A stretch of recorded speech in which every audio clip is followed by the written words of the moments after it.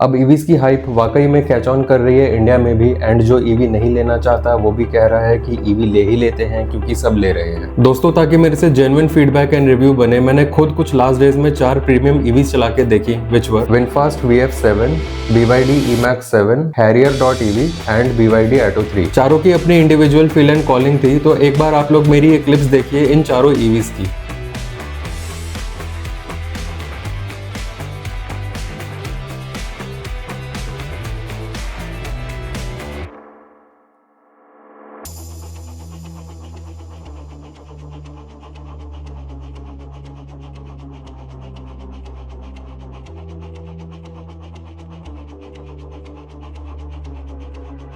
वैसे दोनों BYDs outstanding थी चलाने में। हाँ जी, तो अब आते हैं उन 5 मेन पॉइंट्स पे जिनकी वजह से आज भी ईवीज लेने का सेंस नहीं बनता। पॉइंट नंबर 1, ईवीज एनवायरनमेंट नहीं बचाता, एज बैटरी प्रोड्यूस करने के लिए कोबाल्ट माइनिंग करनी पड़ती है, जिसकी वजह से एम्पल एयर पोल्यूशन होता है, plus soil and water pollution भी होता है आसपास के एरिया में due to process wastage, and ये रोज बढ़ता ही जा रहा है। आप लोग खुद एक बार गूगल करके डेमोक्रेटिक रिपब्लिक ऑफ कॉन्गो का हाल देख लो, तो इंजन कार को चलाने में एयर पोल्यूशन होता है, एंड ईवी की बैटरी प्रोड्यूस करने में air, soil and water pollution होता है, जो कि रोज बढ़ ही रहा है due to increasing demand. Point number 2, EVs पैसे नहीं बचाता, एज ऑलरेडी MRP ईवी का अभी भी बहुत ज्यादा है किसी भी जेनेरिक कंज्यूमर व्हीकल से। Once you compare it with the engine variant, और सिर्फ इतना ही नहीं, आप जगह जगह इसको बाहर चार्ज करते हैं तो हर बार आपको न्यू चार्जर की ऐप डाउनलोड करनी पड़ेगी, जो कि एक पेड सब्सक्रिप्शन भी हो सकता है। प्लस खुदा ना खास्ता अगर ईवी ब्रेक डाउन हो गई तो सड़क किनारे बैठा मैकेनिक इसको देख भी नहीं पाएगा, एज पूरी गाड़ी सॉफ्टवेयर ड्रिवन है, तो आपको RSA करा के इसको रिस्पेक्टिव सर्विस स्टेशन पे ले जाना पड़ेगा, और वहां जाके तो ऑफिशियल बिल ही कटेगा, तो कोई खास पैसे बचते हुए तो नहीं दिख रहे once you compare EV with the engine variant. Point number 3, no sound. अब देखो, कार के इंजन की जब तक आपको साउंड नहीं आने वाली, आपको कार से कनेक्ट फील नहीं होने वाला। मैं आपको एक एग्जांपल देता हूँ। मान लो आप किसी बाइकर्स कैफे पे बैठे हैं जहाँ पे निंजा एंड हायाबुसा जैसी बाइक्स आ रही हैं, और उनका exhaust and engine sound top notch है, बेसिकली थ्रिल फैक्टर है। नाउ इमेजिन ये बाइक्स ईवी हैं, नो साउंड एट ऑल, तो क्या किसी को भी इन बाइक्स में इंटरेस्ट आएगा क्या? तो दोस्तों, same logic goes with cars as well. आप अगर इन सुपर बाइक ओनर्स के पास जाके बोलोगे कि आपकी सुपर बाइक का ईवी वेरिएंट आने वाला है जिसकी कोई साउंड नहीं होने वाली, तो वो बाइकर पक्का सड़क पे बेहोश होकर गिर जाएगा।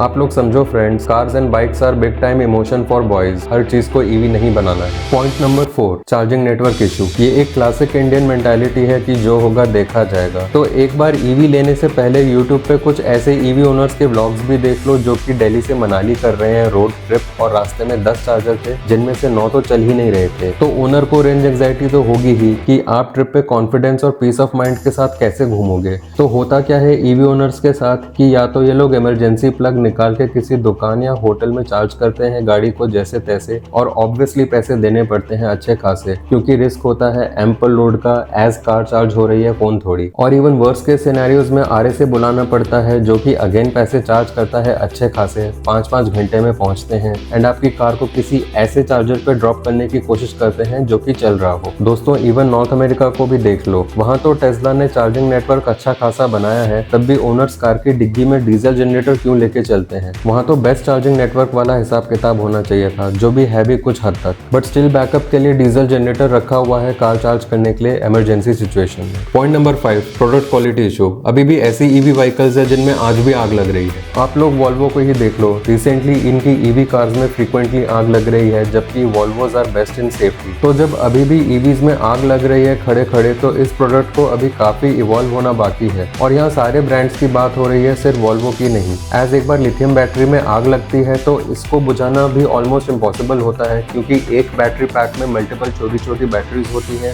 जो कि एक एक करके जलती है। वैसे ये ईवी प्रोड्यूस करने का कीड़ा सारे ब्रांड्स को मिस्टर इलॉन मस्क की वजह से ही हुआ है, एज इन्होंने एक जमाने में कहा था, address the false perception that people had that an electric car had to be ugly and slow and boring like a golf cart. तो जब इनकी टेस्ला ने धूम मचाना चालू किया तो बाकी ब्रांड्स भी भेड़ चाल में आगे बढ़ गए, और अब पता नहीं, नॉट रियली श्योर ईवीज क्या फ्यूचर लेके आ रही हैं पर्सनल मोबिलिटी का एग्जैक्टली। मेरे हिसाब से पहले ईवीज को कमर्शियल वाइज टेस्ट करना चाहिए हमारे देश में, like cabs, buses and all, आगे चल के मेजर स्केल पे, ताकि रियल आउटपुट्स एंड डेटा आ सके, जैसे कि ऑलरेडी विनफास्ट कर रहा है इंडिया में अपनी ईवी कैब फ्लीट निकाल के। तो ये नया नया ईवी यूनिवर्स को देखे फिलहाल तो इमीडिएटली ईवी परचेज करना सेंस तो नहीं करेगा। अगर आपके घर में एक ही कार है और वो ईवी होने वाली है तो रिस्क फैक्टर ज्यादा है। एज एक्सपेरिमेंट का रूम टेक्निकली आपके पास तभी है जब आपके घर में इंजन व्हीकल है, तो दूसरी या तीसरी कार ईवी हो सकती है, तभी आप फ्री माइंड से ईवी को समझ सकोगे, प्रेशर में नहीं। तो क्या लगता है आप लोगों को, क्या है ईवीज का सीन इंडिया में? प्लीज कमेंट्स में बताइए